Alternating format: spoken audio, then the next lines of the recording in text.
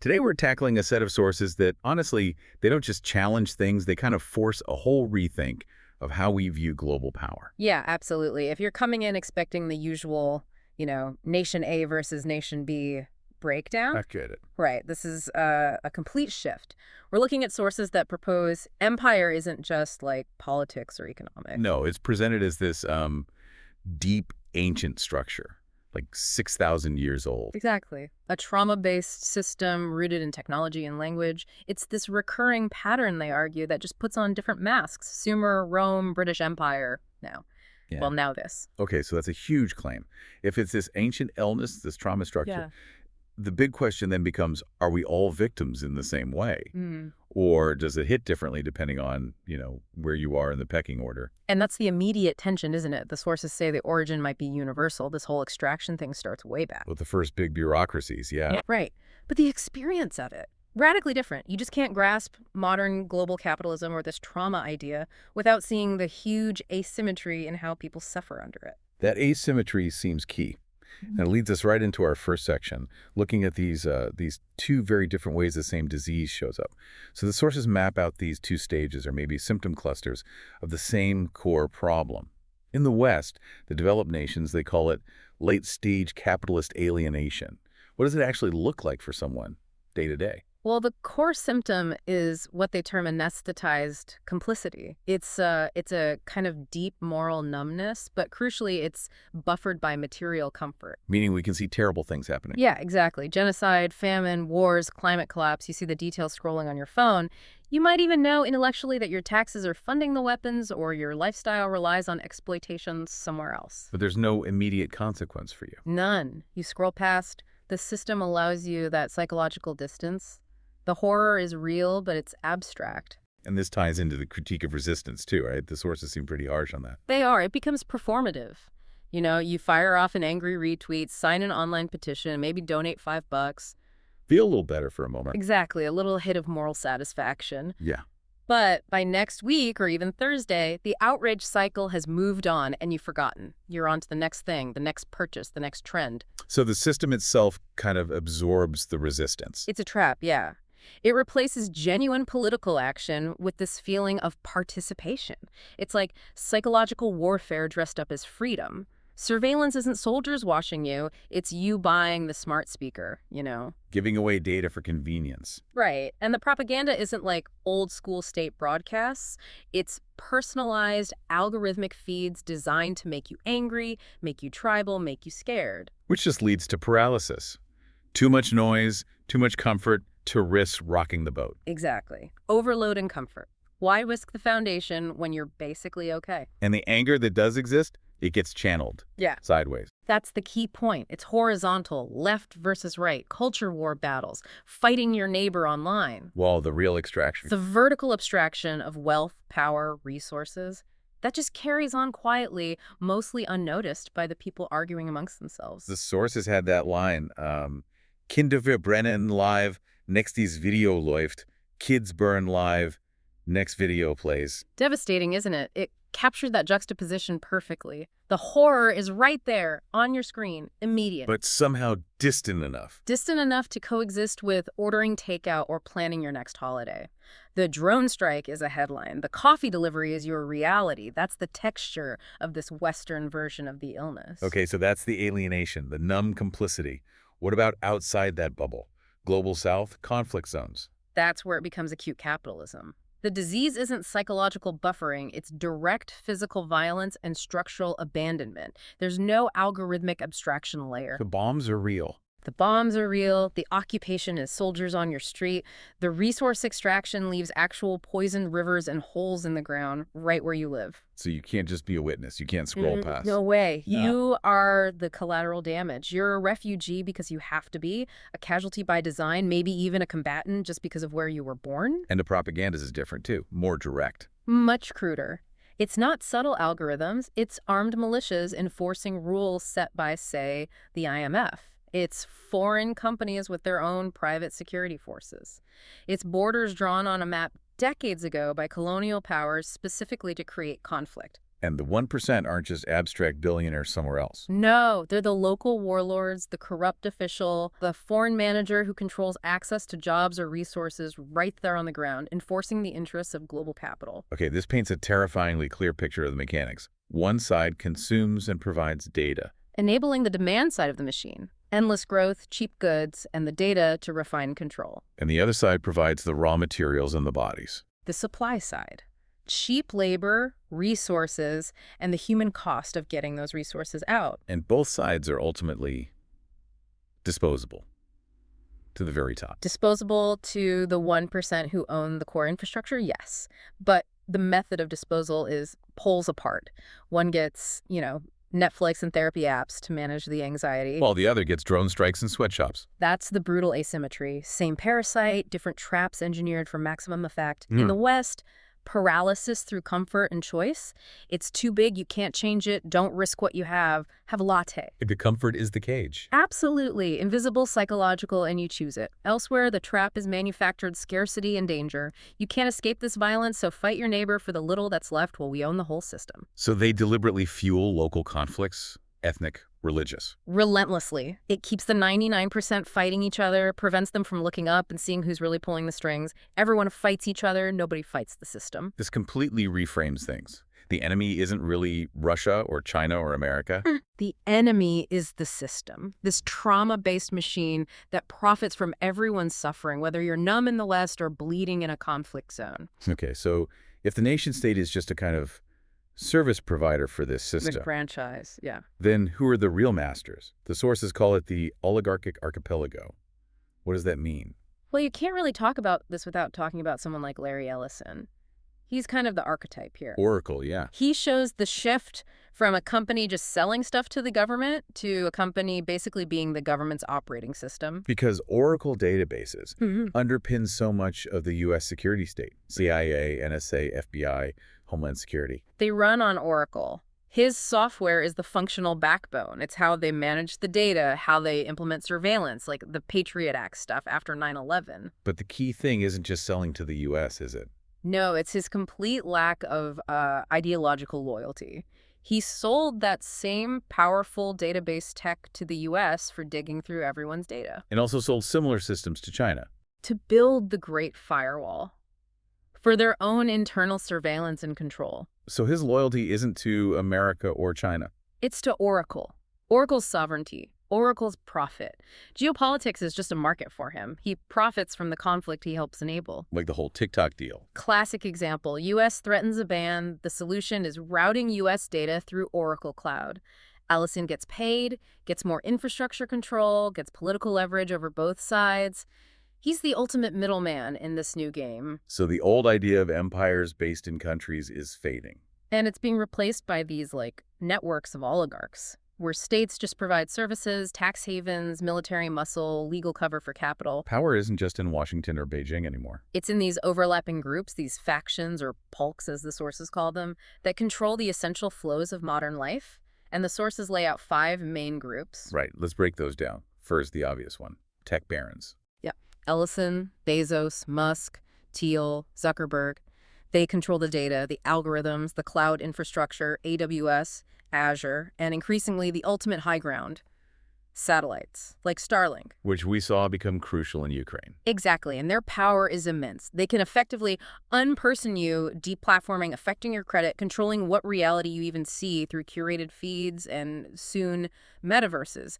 They build the matrix. Okay, group 2, finance capital. Less flashy, maybe, but maybe more powerful.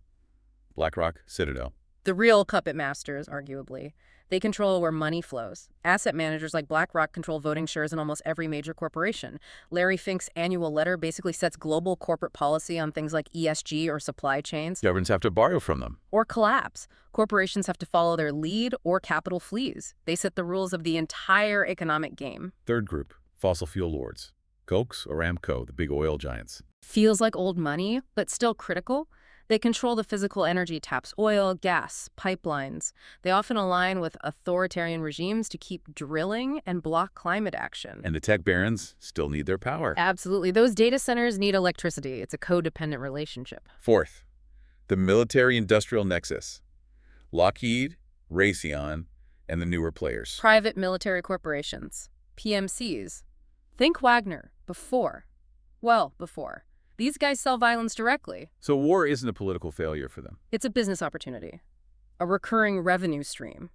And PMCs mean oligarchs can deploy force anywhere without needing a national army or public accountability. Stateless violence for hire. And the fifth group, media culture oligarchs, Murdoch, and now Musk with X. They control the story. They manufacture consent, or maybe more accurately now, they manufacture rage and distraction. Keeping everyone fighting horizontal. Exactly. Platforms like X aren't built for reasoned debate. They're tuned to maximize engagement, which means maximizing outrage, tribalism, and keeping eyes off the vertical structure. They distribute the trauma script. It's a complex web.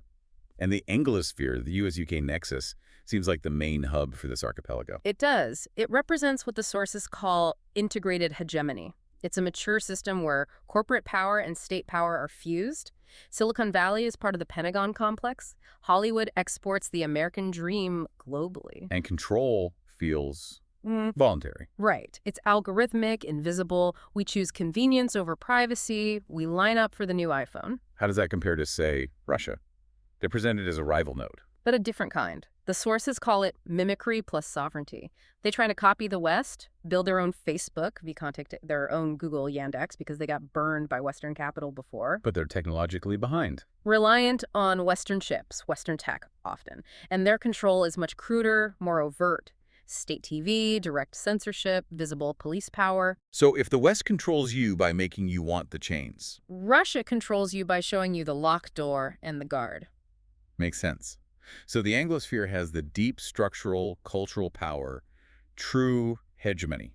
While Russia has spoiler power, they can disrupt things, troll farms, energy politics, military adventures, but they can't really replace the core system. But for the average person in either sphere. The outcome is similar. Manipulated, controlled, part of the fodder for a system run by oligarchs who, whether they're Russian or American, ultimately belong to the same post-national class serving itself. Okay, this idea of a post-national, self-serving oligarchy, it begs the question, where did this start? The sources trace it back thousands of years as this repeating trauma pattern. What's the origin point? We have to go back to what the sources call the metallurgical wound. The argument is that empire, as we know it, centralized, coercive, really takes shape with the systematic shift to metalworking. Why metal specifically? More than, say, farming. Farming creates hierarchy. Sure, who owns the land? But metal hardens that hierarchy, literally, into weapons, tools, chains. And mining itself, it's fundamentally extractive in a way early farming wasn't. You take the ore, it doesn't grow back next season. Exactly. It violates that natural cycle of reciprocity. And maybe even more crucially, mining requires coercion. Think about it. Spending your life underground, in the dark, danger, it's not natural. Nobody wants to do that. So you need a system to force people. Precisely. And that need creates the first big bureaucracies, the administrative and structure. Think early Sumer, Egypt. How do you manage hundreds of unwilling miners? You need foremen, guards, record keepers. You need ways to track rations, measure work, enforce rules, standardize language for commands. This whole apparatus of control developed specifically to manage that forced, unnatural labor. It's the template. And then the metal itself creates a feedback loop. The perfect, awful loop. Metal makes better weapons. Weapons mean conquest. Conquest means more prisoners or slaves. Slaves get sent to the mines. To get more metal for more weapons. And bigger armies, bigger bureaucracies. Empire becomes this self-feeding machine running on coercion and extraction.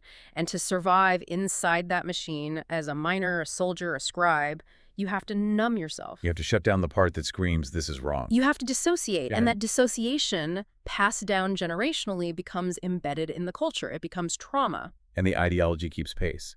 This is where monotheism comes in. Yeah, the sources frame monotheism as a kind of cognitive upgrade for empire. Older polytheism with its many local negotiable gods. It reflects a more decentralized world.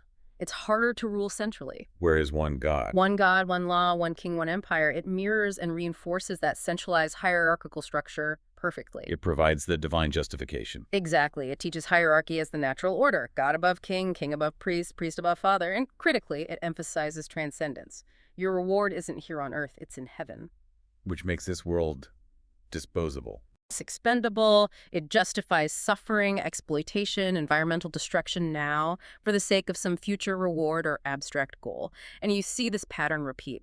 Sumer, Rome, the Church, the British Empire justifying itself through civilizing mission, the American Empire through progress or freedom. It's the same script. Use an abstraction to justify extraction. Pretty much. The name of the abstraction changes, the core logic remains. So if this trauma structure is so old, what about the people at the top today? The oligarchs. The sources have this striking phrase, walking corpses. It's the deep irony, right? The system doesn't actually serve even those who seem to run it. It consumes them too.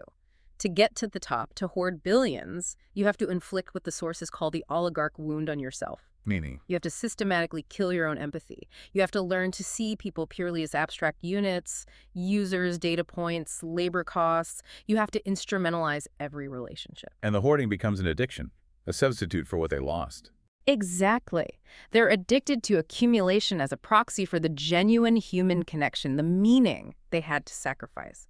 It's a desperate attempt to fill the void. Which maybe explains some of the weird obsessions. Bezos wanting immortality, Musk wanting to escape to Mars. It fits perfectly. They're not trying to save humanity. They're trying to escape the broken, limited human condition they embody. They want to transcend the very thing they destroyed in themselves to get power. So they're the most extreme symptoms of the disease they perpetuate. The most captured, the most tragic figures in a way. They sacrifice the most to play the role of master and are now utterly trapped by the system's logic, compelled to keep going even when it's destroying everything, including potentially themselves. Empire is this collective trauma structure, and it works by making dissociation normal for everyone. And the latest version, this technocratic phase, is just old wine in new bottles. Gnosticism with algorithms. The parallels are uncanny. Old religious empire. Goal is heaven. Escape sin. Submit to God. New technocratic empire. Goal is the metaverse or Mars. Escape inefficiency, obsolescence. Submit to progress the algorithm. The message is the same. This world is flawed. Transcendence is the answer. Get with the program or be left behind. Exactly. Hell or obsolescence. The script just keeps running. Okay, this is where things get really deep, maybe the most challenging part. If empire is this cognitive pattern, this trauma structure, what's it made of? How does it transmit? We're kind of stuck using language, the tool of the system, to describe it. Right, and the sources say we have to start with language as the first separation. The moment we name something, give it a word, we chop it out of the flow of reality. Like seeing a tree versus just experiencing treeness. Sort of. A child might experience the world as this flowing continuum. Language imposes subjects and objects. I see the tree. It turns the dynamic process into static nouns and verbs. Which creates the distance needed for control. If it's a separate thing, you can measure it, categorize it. Own it, exploit it. That's the imperial hack within language itself. Structures that enable domination get reinforced. Think about the passive voice. Mistakes were made. Who made them? It hides agency. Or abstract nouns. The economy demands. As if the economy is a god, not just. A bunch of human choices and transactions. Language constantly nudges us towards seeing static things, not relationships and processes. So, to get beyond that, the sources suggest ditching the virus metaphor and using a fungal model instead, mycelium. Yeah, because virus just implies something hostile, separate, that attacks. Mycelium is different. It's this vast, interconnected underground network. Like the internet of the forest floor. Exactly. And its logic isn't just parasitic. It connects, digests, shares nutrients, transforms things. It's about networked intelligence distribution. Empire, in this view, is like a mycelial network that became parasitic, but the underlying structure is connection. And the physical parts of the network, roads, cables, satellites, are the hyphae, the threads. Precisely. The infrastructure. And the oldest piece of that infrastructure, the most fundamental algorithm shaping us, is the road. Older than language. In a way, a road directs behavior without words. Follow the path. Ancient roads, Roman roads, the Silk Road, they still dictate where fiber optic cables get laid, where cities grow. Yeah. We're still following those ancient pathways, that circuitry laid down centuries ago. Then the house is the opposite, the endpoint. The firewall, maybe? The trap. It creates that boundary between the flow of the road and the idea of fixity, security, property, isolation. It's where you think you're safe, but it's also where you're plugged in, consuming the signal sent down the road. Okay, this leads to maybe the most mind-bending idea, the third party and the imaginal layer, the whole 1 + 1 = 3 thing. Right. The core idea is whenever two things relate, could be people, companies, nations, anything, that relationship itself creates a third thing. It's the space between them, the context, the shared understanding, the potential. And that space is the imaginal layer, like a map of all possible stories. Exactly. It's the vast potential space of all realities, cosmologies, narratives that humans can create or inhabit.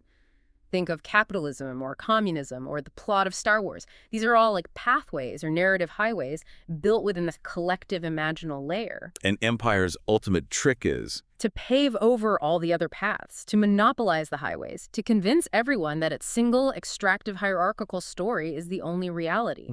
We're stuck in the trauma script because it's the most heavily promoted, the most real-seeming path in our shared imagination. wow, okay. And now, this system, this technoid mycelium, is producing AI, like a mushroom protruding from the network. That's the analogy. AI isn't just another tool. It's emerging from the network, trained on our collective data, which is saturated with the patterns of the imaginal layer we currently inhabit. It's a synthesis point. And the critical energy, the charge, is in the gap between the 99% and the 1%. That's the locus of potential, according to these sources, right at that interface, because AI will learn the logic of the system it emerges from. Which is the 6,000-year-old trauma script of extraction. Unless we consciously choose otherwise.